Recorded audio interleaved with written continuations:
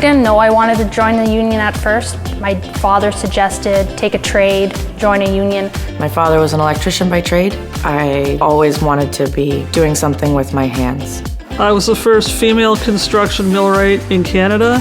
Well, I didn't think of it at the time. I just wanted to do the job because it struck me as being the exact type of work I would love to do. And 2012, Kingston Local 1410 offered me an apprenticeship, and I've never looked back. I found out about the construction millwright industry, and I honestly dropped off a resume every week for an entire summer until they called me in for an interview and hired me. That's the honest truth.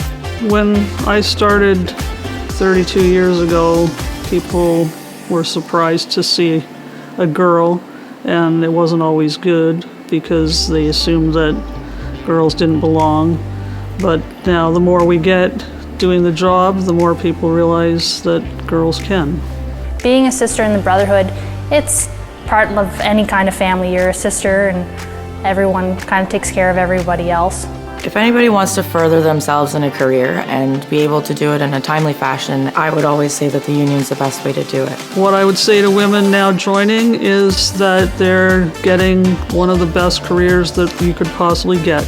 Do it, sign up, do it. I love being a millwright. We get fair wages, great health benefits, so when it comes to having kids and that, it's excellent. It's interesting, it's fun, the union is behind us, the job is so great and so worth it. I'm proud to be an Ontario millwright. I wouldn't change it for the world.